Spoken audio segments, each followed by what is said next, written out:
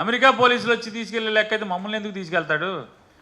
కేంద్ర ప్రభుత్వంలో అప్పుడున్న కేంద్ర మంత్రి నేను సిక్కీ చైర్మన్ని వాళ్ళని తీసుకెళ్ళాలి, మమ్మల్ని ఎందుకు తీసుకెళ్తారు?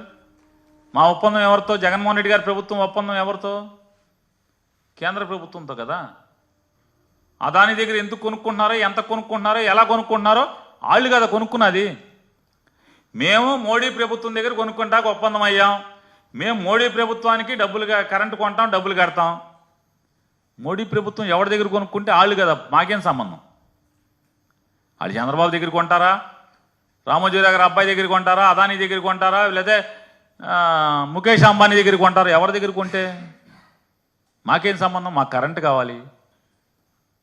ఇప్పుడు ఆయన జయశంకర్ గారు, ఆయన ఎవరో చెప్తున్నాడు కదా, జయశంకర్ గారే కదండి విదేశాంగ మంత్రి. మాకెందుకు? రష్యా యుద్ధం ఆయిల్ అయితే ఏ ఆయిల్ అయితే మాకెందుకు? మాకు తక్కువకి ఆయిల్ వస్తుంది, నువ్వు ఆయిల్ కొనుక్కుంటున్నావు అన్నారు. ఇప్పుడు మనకేంటి? ఆర్టీసీ ఉంది, ఆర్టీసీ ఐఓసీఎల్ దగ్గర బీపీసీఎల్ దగ్గర ఆయిల్ కొనుక్కుంటుంది. అది యుద్ధం దగ్గర కొనుక్కొస్తే ఎక్కడి నుంచి కొనుక్కో, రష్యా నుంచి కొనుక్కొస్తే మనకెందుకు? బీపీసీఎల్ అమ్ముతుంది, ఐఓసీఎల్ అమ్ముతుంది.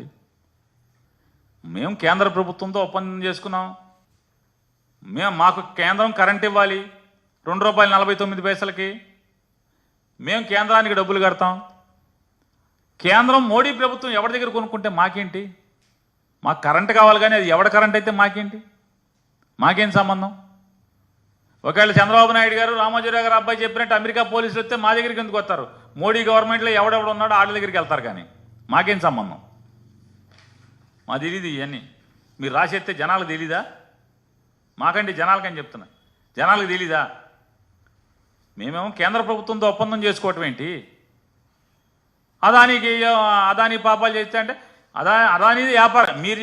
మేము అదానీ వచ్చి ఇక్కడ వ్యాపారాలు పెడితే జగన్ గారితో వచ్చి కలిసి ఆంధ్రప్రదేశ్ రాష్ట్రంలో బోల్ని వ్యాపారాలు పెట్టాడు. వ్యాపారాలు పెడితే అదేమో బూతు, అక్రమ సంబంధం. అదే లోకేష్ను చంద్రబాబు నాయుడుతో వ్యాపారాలు పెడితే ఆహా ఓహో అదానీ బద్దలు తీసేస్తున్నాడు, అదానీ భారీ పెట్టుబడులు.